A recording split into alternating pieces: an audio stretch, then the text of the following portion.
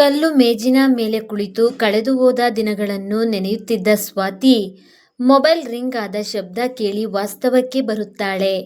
ಅಮ್ಮು, ನಾನು ನಿಮ್ಮ college gate ಮುಂದಿದ್ದೀನಿ, ಬೇಗ ಬಾ ಅಮ್ಮು ಎಂದು ಕಾಲ್ ಕಟ್ ಮಾಡಿದ್ರು ರಾಜಾರಾಮ್ ಅವರು.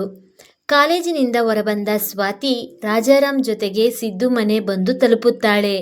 ರಾಜಾರಾಮ್ ಅವರು ಪವಿತ್ರ ಅವರ ಯೋಗಕ್ಷೇಮ ವಿಚಾರಿಸಿ ಹಾಗೆ ಮಾತನಾಡುತ್ತಾ ಕುಳಿತುಕೊಳ್ಳುತ್ತಾರೆ. ಗಣೇಶ್ ಅವರು ಹೋಗಮ್ಮ ಪುಟ್ಟಿ, ಅಂಕಲ್ಗೆ ಟೀ ಮಾಡು ಎನ್ನುತ್ತಿದ್ದಂತೆ ಅಂಕಲ್, ಟೀ ನಾ ಮಾಡ್ತೀನಿ ಎಂದಳು ಸ್ವಾತಿ. ಅಯ್ಯೋ, ನೀನು ಟೀ ಮಾಡ್ತೀಯಾ?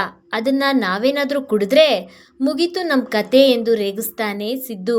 ಏ ಹೋಗೋ, ನೀನೊಬ್ಬ, ಟೀ ಕುಡಿದ್ಮೇಲೆ ಹೇಳು, ಅಲ್ಲಿವರೆಗೂ ಸ್ವಲ್ಪ ಸುಮ್ಮನಿರು ಅನ್ನುತ್ತಾ ಅಡುಗೆ ಮನೆ ಕಡೆ ನಡೆದಳು ಸ್ವಾತಿ. ನಮ್ಮನೇಲಿ ಅಡುಗೆ ಮನೆ ಕಡೆ ತಲೆ ಹಾಕ್ದಿರೋಳು ಇಲ್ಲಿ ಟೀ ಮಾಡ್ತಿದ್ದಳಲ್ಲ ಎಂದು ಶಾಕ್ ಆಗಿ ಮಗಳನ್ನೇ ನೋಡುತ್ತಿದ್ದರು ರಾಜಾರಾಮ್.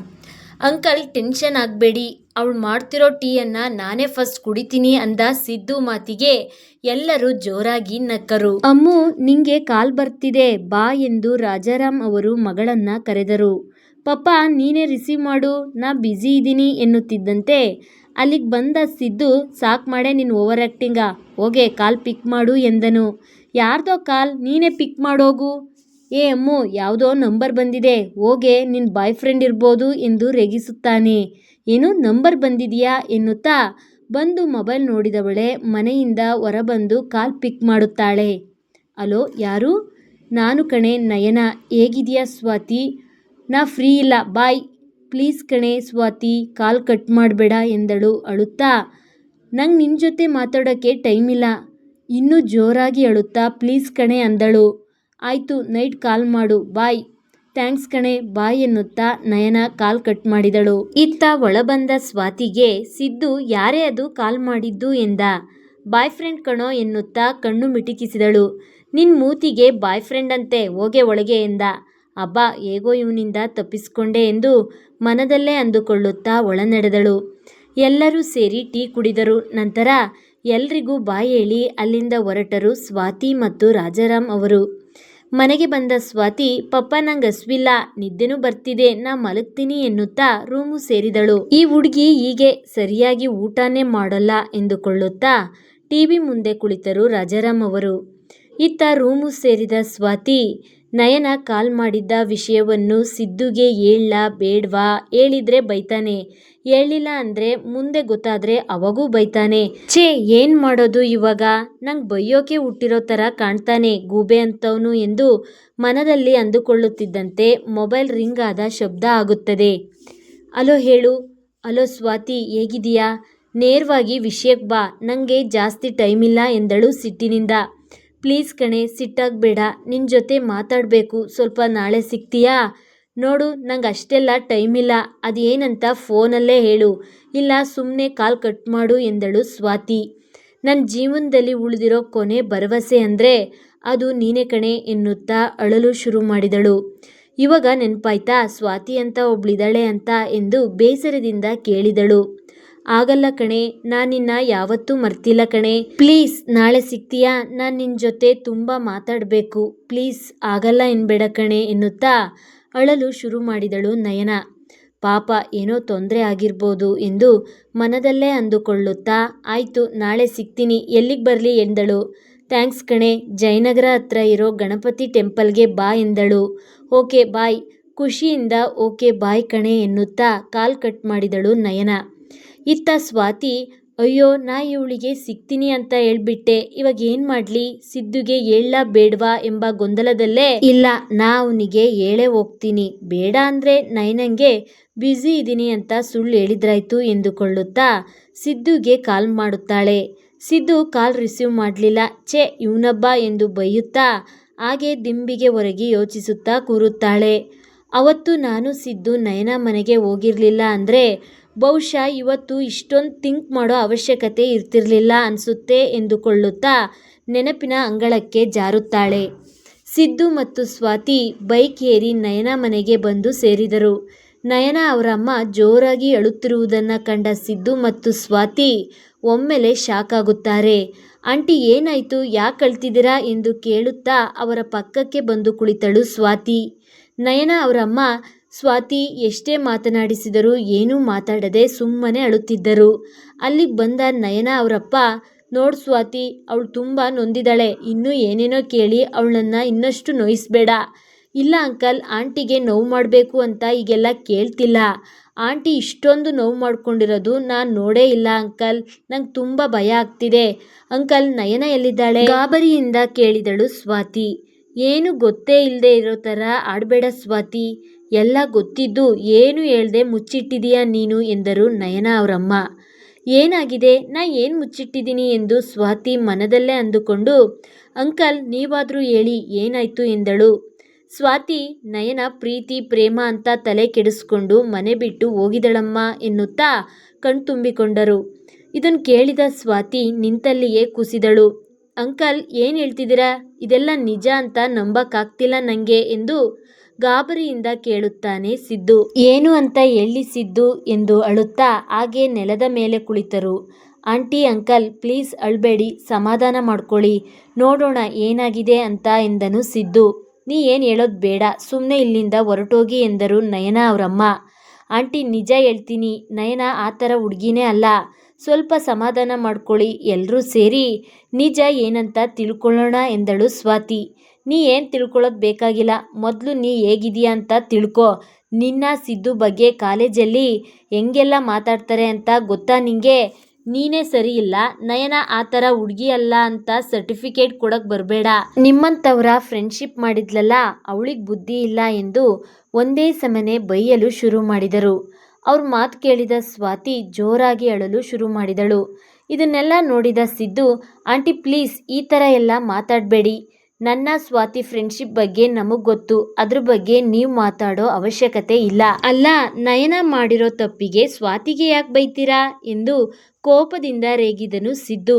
ಸಿದ್ದು, ಪ್ಲೀಸ್ ಸುಮ್ಮನಿರೋ, ಆಂಟಿ ನೋವಲ್ಲಿದ್ದಾರೆ, ಅದಕ್ಕೆ ಹಾಗೆಲ್ಲ ಮಾತಾಡ್ತಾ ಇದ್ದಾರೆ ಎನ್ನುತ್ತಿದ್ದ ಸ್ವಾತಿಯನ್ನು ತಡೆದ ಸಿದ್ದು, ನೀನು ಸುಮ್ಮನೆ ಎದ್ಬಾ ಇವಾಗ ಎನ್ನುತ್ತಾ ಕೋಪದಿಂದ ಹೊರ ನಡೆದನು ಸಿದ್ದು. ಅವನ ಕೋಪವನ್ನು ಅರಿತಿದ್ದ ಸ್ವಾತಿ ಏನೂ ಮಾತಾಡದೆ ಅಲ್ಲಿಂದ ಹೊರಬಂದಳು. ಇಬ್ರು ಬೈಕ್ ಏರಿ ಸೀದಾ ಅಲ್ಲೇ ಹತ್ತಿರದಲ್ಲೇ ಇದ್ದ ಸಾಯಿಬಾಬಾ ದೇವಸ್ಥಾನಕ್ಕೆ ಬಂದರು. ಇನ್ನೂ ಒಂದೇ ಸಮನೆ ಜೋರಾಗಿ ಅಳುತ್ತಿದ್ದ ಸ್ವಾತಿಯನ್ನು ನೋಡಿದ ಸಿದ್ದು, ಅಳ್ಬೇಡ ಕಣೆಯಮ್ಮು, ಸಮಾಧಾನ ಮಾಡ್ಕೊ ಎನ್ನುತ್ತಿದ್ದಂತೆ, ನೀನು ಮಾಡಿದ ಸರಿ ಇಲ್ಲ ಕಣೋ, ಆಂಟಿಗೆ ನೀ ಹಾಗೆಲ್ಲ ಮಾತಾಡಬಾರ್ದಿತ್ತು, ಮೊದಲೇ ತುಂಬ ನೊಂದಿದ್ದಾರೆ ಅವರು ಎಂದಳು ಸ್ವಾತಿ. ಸ್ವಾತಿ ಪ್ಲೀಸ್ ಏನೂ ಮಾತಾಡಬೇಡ, ನೋಡು, ನೀನು ನಮ್ಮಿಬ್ಬರು ಫ್ರೆಂಡ್ಶಿಪ್ಗೆ ಗೌರವ ಕೊಡೋದಾದರೆ ಇವತ್ತೇ ಕೊನೆ, ಇನ್ಯಾವತ್ತೂ ನಿನ್ನ ಬಾಯಲ್ಲಿ ನಯನ ಅನ್ನೋ ಹೆಸರು ಬರಬಾರ್ದು ಎಂದನು ಕೋಪದಿಂದ. ಇಷ್ಟೆಲ್ಲ ಮಾತಾಡಿದ್ರು ಸುಮ್ಮನೆ ಅಳುತ್ತಿದ್ದ ಸ್ವಾತಿಯನ್ನು ನೋಡಿದ ಸಿದ್ದು ಅವಳ ಪಕ್ಕಕ್ಕೆ ಬಂದು ಕುಳಿತು, ಅಳಬೇಡ ಅಮ್ಮು, ನೋವು ಮಾಡ್ಕೋಬೇಡ, ನೀ ಹತ್ರ ನಂಗೆ ನೋಡೋಕ್ಕಾಗಲ್ಲ ಕಣೋ ಎನ್ನುತ್ತಾ ಅವಳ ಕಣ್ಣೀರು ಒರೆಸಿ ಸಮಾಧಾನ ಮಾಡಿ ಅಲ್ಲಿಂದ ಕರೆದುಕೊಂಡು ಹೋದನು. ಹೀಗೆ ಹಿಂದೆ ನಡೆದುದನ್ನೆಲ್ಲ ನೆನೆಯುತ್ತಾ ಕುಳಿತಿದ್ದಳು ಸ್ವಾತಿ. ಹೌದು, ನಯನ ನಿಜವಾಗ್ಲೂ ತಪ್ಪು ಮಾಡಿದ್ಲಾ? ಅಷ್ಟು ಕ್ಲೋಸ್ ಇದ್ವಿ ನಾವಿಬ್ರು, ಯಾಕೆ ನಂಗೊಂದು ಮಾತು ಏನೂ ಹೇಳಲಿಲ್ಲ ಅವಳು? ಈ ಎಲ್ಲ ಪ್ರಶ್ನೆಗೆ ನನಗೆ ಉತ್ತರ ಬೇಕು, ಅದಕ್ಕೆ ನಾ ಸಿದ್ದುಗೆ ಏನೂ ಹೇಳಲ್ಲ, ಅವಳನ್ನ ಮೀಟ್ ಆಗೇ ಆಗ್ತೀನಿ ಎಂದು ದೃಢ ನಿರ್ಧಾರ ಮಾಡಿಕೊಂಡು ಮಲಗಿದಳು. ಬೆಳಗ್ಗೆ ಬೇಗ ಎದ್ದು ರೆಡಿಯಾಗಿ ಪಪ್ಪಾ ಪಪ್ಪಾ ಎನ್ನುತ್ತಾ ಅಡುಗೆ ಮನೆ ಕಡೆ ನಡೆದಳು ಸ್ವಾತಿ. ಏನಮ್ಮೋ ಇಷ್ಟು ಬೇಗ ಎದ್ದಿದೀಯಾ? ಇವತ್ತು ಸಂಡೆ ಕಣೋ, ಮರೆತ್ಯಾ ಹೇಗೆ ಎಂದರು ರಾಜಾರಾಮ್. ನೆನಪಿದೆ ಪಪ್ಪ, ಆದರೆ ಇವತ್ತು ಜಯನಗರದಲ್ಲಿರುವ ಗಣಪತಿ ಟೆಂಪಲ್ನಲ್ಲಿ ವಿಶೇಷ ಪೂಜೆ ಅಂತೆ ಪಪ್ಪ, ಅದಕ್ಕೆ ಹೋಗಬೇಕು ಅನ್ನಿಸ್ತು, ಅದಕ್ಕೆ ಬೇಗ ಎದ್ದು ರೆಡಿಯಾಗಿದ್ದೀನಿ ಪಪ್ಪ ಎಂದಳು ಸ್ವಾತಿ. ಏನಮ್ಮ, ಯಾವತ್ತೂ ಇಲ್ಲದೆ ಇರೋ ಭಕ್ತಿ ಇವಾಗೇನಮ್ಮ ಸಡನ್ನಾಗಿ ಎಂದರು ರಾಜಾರಾಮ್. ನನ್ನ ಪಪ್ಪಂಗೆ ಆದಷ್ಟು ಬೇಗ ಅಳಿಯ ಬರಲಿ ಅಂತ ಬೇಡ್ಕೊಂಡು ಬರ್ತೀನಿ ಎಂದು ಜೋರಾಗಿ ನಕ್ಕಳು. ಅವಳ ಜೊತೆಗೂಡಿ ರಾಜಾರಾಮ್ ಕೂಡ ನಕ್ಕರು. ಆ ಅಮ್ಮು, ಅಳಿಯ ಅಂದಿದ್ದಕ್ಕೆ ನೆನಪಾಯ್ತು ನೋಡು, ಮೊನ್ನೆ ಸುರೇಶ್ ಅವರು ಸಿಕ್ಕಿದ್ರು, ಅದೇ ನನ್ನ ಚೈಲ್ಡ್ಹುಡ್ ಫ್ರೆಂಡ್. ಏನಂದ್ರು ಪಪ್ಪ ಎಂದಳು ಸ್ವಾತಿ. ಅವ್ರ ಕಡೆ ಒಂದು ಸಂಬಂಧ ಇದೆ ಅಂತೆ ಅಮ್ಮು, ಅದಕ್ಕೆ ನಿಮ್ಮ ಮಗಳನ್ನ ತೋರಿಸ್ತೀರಾ ಅಂತ ಕೇಳಿದ್ರು ಕಣೆ. ನನ್ನ ಮಗಳನ್ನ ಕೇಳಿ ಹೇಳ್ತೀನಿ ಅಂದಿದ್ದೀನಿ ಅಮ್ಮು, ನೀನೇನಂತೀಯ ಅಮ್ಮು ಎಂದು ಕೇಳಿದರು ರಾಜಾರಾಮ್. ಪಪ್ಪ ಪ್ಲೀಸ್ ಮದುವೆ ವಿಷಯ ಮಾತಾಡಬೇಡ, ನಾ ಇಷ್ಟಪಡೋ ಥರ ಹುಡುಗ ಸಿಕ್ಕರೆ ಅಷ್ಟೇ ಮದುವೆ ಎಂದಳು ಸ್ವಾತಿ. ಆಯಿತು ಬಿಡು ಅಮ್ಮು, ಹೋಗ್ಲಿ, ನಿಂಗೆ ಎಂಥ ಹುಡುಗ ಬೇಕು ಹೇಳು, ಅಂಥ ಹುಡುಗನನ್ನೇ ಹುಡ್ಕೋಣ ಎಂದರು ರಾಜಾರಾಮ್. ಪಪ್ಪ, ನನ್ನ ಮದುವೆ ಆಗೋ ಹುಡುಗ ಹೇಗಿರ್ಬೇಕಂದ್ರೆ ಎಂದು ಸ್ವಾತಿ ರಾಗ ಎಳೆಯುತ್ತಿದ್ದಂತೆ ಬೈಕ್ ಇಳಿಯುತ್ತಲೇ ಇವಳ ಮಾತು ಕೇಳಿಸಿಕೊಳ್ಳುತ್ತಾ ಒಳಗೆ ಬಂದ ಸಿದ್ದು.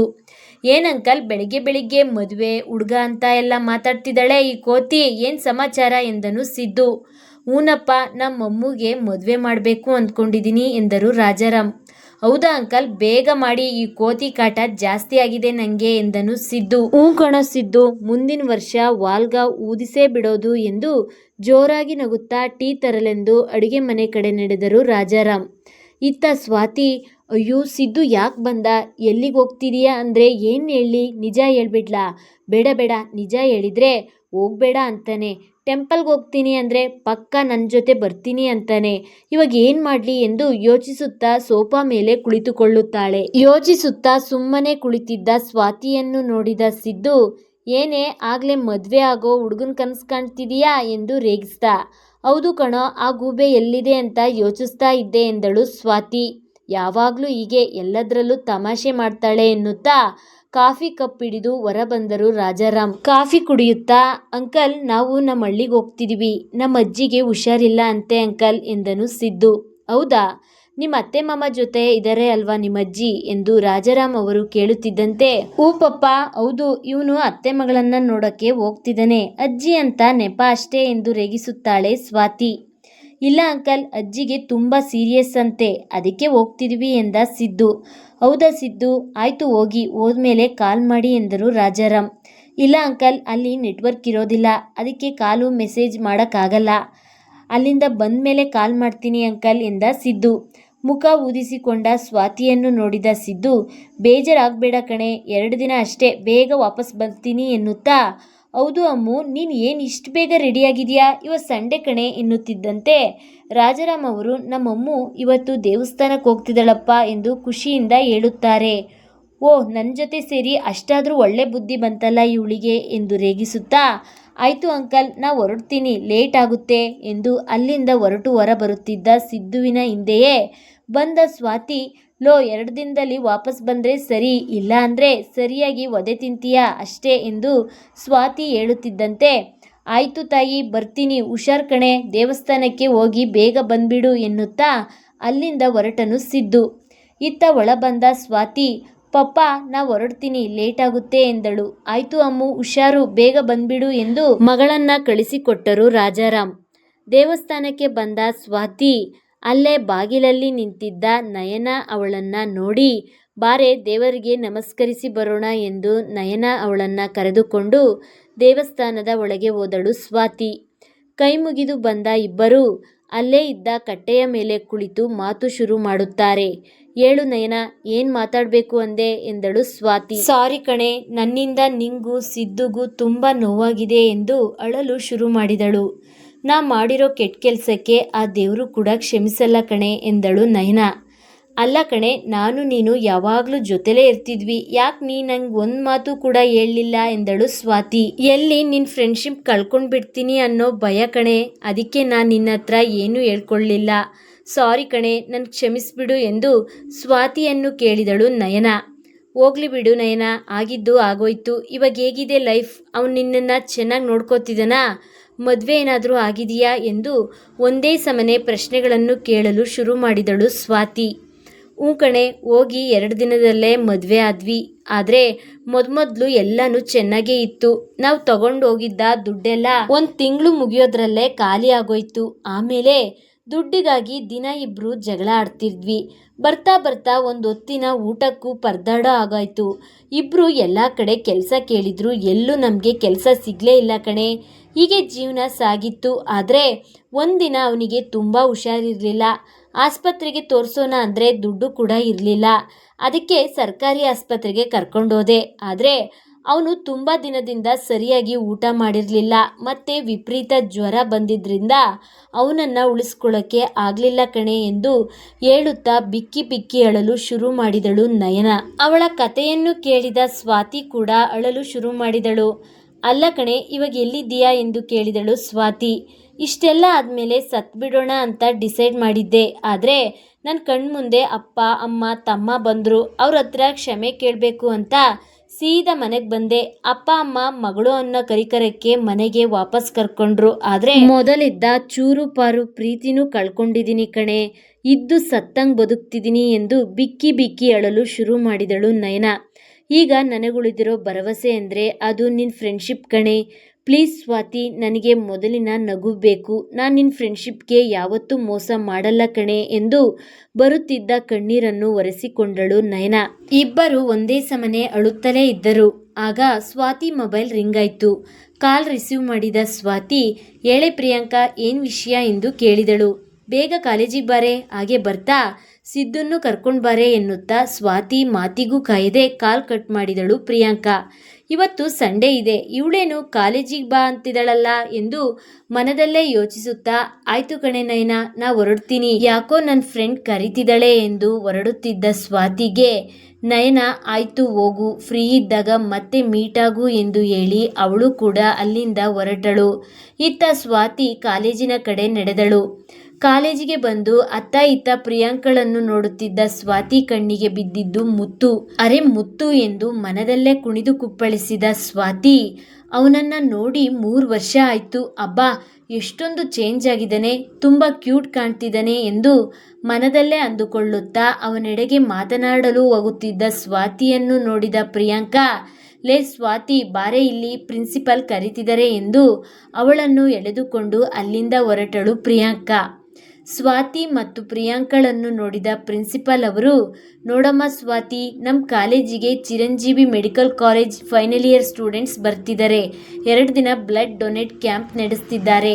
ಅದಕ್ಕೆ ನೀನು, ಪ್ರಿಯಾಂಕಾ ಮತ್ತು ಸಿದ್ದು ಎಲ್ಲರೂ ಸೇರಿ ಆ ಸ್ಟೂಡೆಂಟ್ಸ್ಗೆ ಹೆಲ್ಪ್ ಮಾಡಿ, ಅವರಿಗೆ ಏನೂ ತೊಂದರೆ ಆಗದೆ ಇರೋ ಹಾಗೆ ವ್ಯವಸ್ಥೆ ಮಾಡಿ ಎಂದು ಹೇಳಿ ಅಲ್ಲಿಂದ ಹೊರಟರು. ಸಿದ್ದು ಇರದ ಕಾರಣ ಸ್ವಾತಿ ಮತ್ತು ಪ್ರಿಯಾಂಕಾ ಇಬ್ಬರೇ ಎಲ್ಲ ವ್ಯವಸ್ಥೆ ಮಾಡಲು ಶುರು ಮಾಡುತ್ತಾರೆ. ನೀನು ಹಾಗೆ ಮಾಡ್ತಿರು ಪ್ರಿಯಾಂಕಾ, ಪಪ್ಪಾಗೆ ಕಾಲ್ ಮಾಡಿ ಬರ್ತೀನಿ ಎಂದು ಅಲ್ಲಿಂದ ಹೊರಬಂದಳು ಸ್ವಾತಿ. ಹೊರಬರುತ್ತಿದ್ದಂತೆ ಕಂಡ ಮುತ್ತುವನ್ನು ನೋಡಿದ ಸ್ವಾತಿ, ನನ್ನ ಕಣ್ಣೇ ನಂಬಕ್ಕಾಗ್ತಿಲ್ಲ, ಎಷ್ಟು ಮುದ್ದಾಗಿದ್ದಾನೆ. 3 ವರ್ಷ ಆದಮೇಲೆ ಮತ್ತೆ ಅವನ ಜೊತೆ ಮಾತಾಡೋ ಚಾನ್ಸ್ ಸಿಕ್ಕಿದೆ ಅಂದರೆ ನಾನೇ ಲಕ್ಕಿ ಎಂದುಕೊಳ್ಳುತ್ತಾ ಅವನೆಡೆಗೆ ನಡೆದಳು ಸ್ವಾತಿ. ಆಯ್ ಮುತ್ತು, ಹೇಗೋ ಇದೆಯಾ ಎಂದು ಬೆನ್ನು ತಟ್ಟಿ ಮಾತನಾಡಿಸಿದ ಸ್ವಾತಿ ಕಡೆ ಒಮ್ಮೆಲೆ ತಿರುಗಿ ನೋಡಿದ ಮುತ್ತು, ಸಾರಿ ಮೇಡಮ್, ನೀವು ಯಾರು ಅಂತ ಗೊತ್ತಾಗಲಿಲ್ಲ ಎಂಬ ಮುತ್ತುವಿನ ಮಾತಿಗೆ ಏನು ಹೇಳಬೇಕೆಂದು ತಿಳಿಯದೆ ಮೌನವಾಗಿ ಮುತ್ತುವನ್ನೇ ನೋಡುತ್ತಾ ನಿಂತುಬಿಟ್ಟಳು ಸ್ವಾತಿ.